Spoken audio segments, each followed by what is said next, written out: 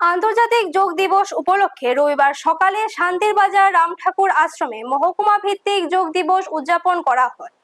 সকাল 7:30টায় বৃক্ষরোপণ ও গাছে জল দেওয়ার মাধ্যমে অনুষ্ঠানের শুভ সূচনা করেন শান্তির বাজার পুর পরিষদের চেয়ারপারসন স্বপ্না বৈদ্য।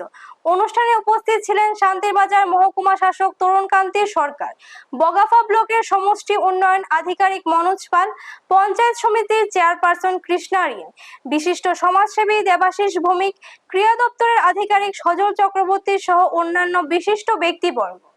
অনুষ্ঠানে বক্তব্য রাখতে গিয়ে মহকুমা শাসক তরুণকান্তি সরকার বলেন, যোগ দিবস শুধু বক্তব্য দেওয়ার দিন নয়, এটি যোগ অভ্যাস করার দিন।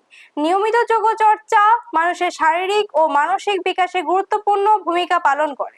তাই সুস্থ জীবনযাপনের জন্য সকলকে দৈনন্দিন জীবনে যোগাব্যায়ামকে অন্তর্ভুক্ত করা প্রয়োজন। পরে উপস্থিত অতিথি ও অংশগ্রহণকারী একসঙ্গে বিভিন্ন ধরনের যোগাসন অনুশীলন করেন।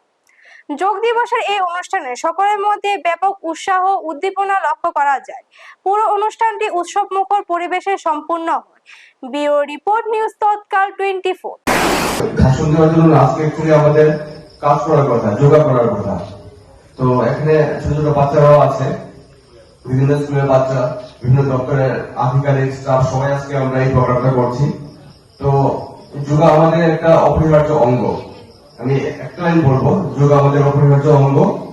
আমাদের মানসিক শান্তি এবং শরীরকে গঠনকে শক্ত রাখার জন্য আমাদের যোগা করা একদমই আবশ্যক। তো আজকে আমরা সেই অঙ্গ হিসাবে আজকে এই 12 ইন্টারন্যাশনাল যোগার অঙ্গ হিসাবে আজকে আমরা সাব ডিভিশন লেভেলে এই প্রোগ্রামটা করতে যাচ্ছি। আপনারা দেখছেন নিউজ তৎকাল 24।